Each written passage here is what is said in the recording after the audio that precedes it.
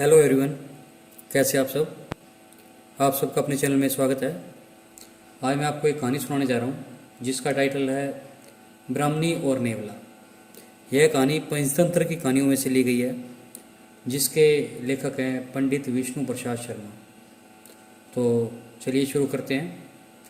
एक बार देव शर्मा नाम के ब्राह्मण के घर जिस दिन पुत्र का जन्म हुआ उसी दिन उसके घर में रहने वाली नकुली ने भी एक नेवले को जन्म दिया। देव शर्मा की पत्नी बहुत दयालु स्वभाव की थी। उसने उस छोटे नेवले को भी अपने पुत्र के समान ही पाल पोस कर बड़ा किया।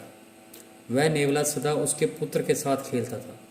दोनों में बड़ा प्रेम था। देव शर्मा की पत्नी भी दोनों के प्रेम को देखकर प्रसन्न थी, किंतु उसके मन में यह शंका हमेशा रहती थी कि कभी भी यह नेवला उसके पुत्र को काट न खाए। पशु के बुद्धि नहीं होती, मूर्खतावश वह कोई भी अनिष्ट काम कर सकता है। एक दिन उसकी इस आशंका का बुरा परिणाम निकला। उस दिन देव शर्मा की पत्नी अपने पुत्र को एक वृक्ष की छाया में सुलाकर स्वयं पास के जलाशय से पानी भरने गई। जाते हुए वह अपने पति देव शर्मा से कहकर गई थी कि वह ठहर कर पुत्र की देखरेख करे, कहीं ऐसा न हो कि नेवला उसे काट खाए। पत्नी के जाने के बाद देव शर्मा ने सोचा, नेवले और बच्चे में गहरी मैत्री है, नेवला बच्चे को हानि नहीं पहुंचाएगा। यह सोचकर वह अपने सोए हुए बच्चे और नेवले को वृक्ष की छाया में छोड़कर स्वयं भिक्षा के लोभ में कहीं चला गया। देववंश उसी समय एक काला नाग पास के बिल से बाहर निकल आया।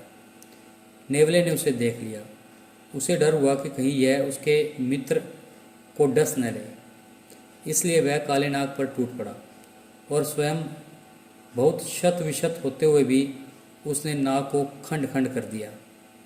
सांप को मारने के बाद वह उसी दिशा में चल पड़ा जिधर देव शर्मा की पत्नी पानी भरने गई थी। उसने सोचा कि वह उसकी वीरता की प्रशंसा करेगी, किंतु वह इसके विपरीत।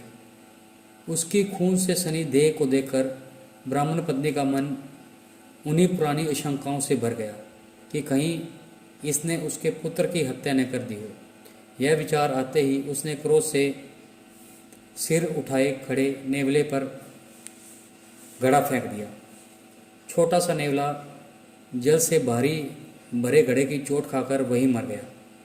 ब्राह्मण पत्नी वहाँ से भागती हुई वृक्ष के नीचे पहुँची। वहाँ पहुंचकर उसने देखा कि उसका पुत्र बड़ी शांति से सो रहा है और उससे कुछ दूरी पर एक काले सांप का शरीर खंड विखंड हुआ पड़ा है। तब उसे नेवले की वीरता का ज्ञान हुआ। पश्चाताप से उसने अपनी छाती पीट ली। इसी बीच ब्राह्मण देव शर्मा भी वहाँ आ गया। वहाँ आकर उसने अपनी पत्नी को विलाप करते हुए देखा तो उसका मन भी सशंकित हो गया, किंतु पुत्र को सकुशल देखते हुए उसका मन शांत हुआ।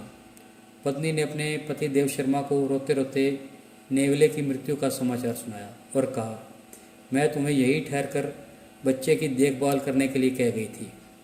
तुमने भिक्षा के लोभ से मेरा कहना नहीं माना, इसका परिणाम यह हुआ। इस कहानी से हमें यह सीख मिलती है कि बिना विचारे जो करे सो पछताए। कहने का भाव यह है कि जो भी काम बिना सोचे विचारे किया जाता है बाद में उसके लिए पछताना पड़ता है। तो आपको ये कहानी कैसी लगी? अगर कहानी पसंद आई तो वीडियो को लाइक कीजिए, शेयर कीजिए और चैनल को सब्सक्राइब कीजिए और बेल वाला बटन ज़रूर दबा दें ताकि हम ऐसी कोई और कहानी डालें तो उसकी नोटिफिकेशन आपको मिल जाए। Thank you.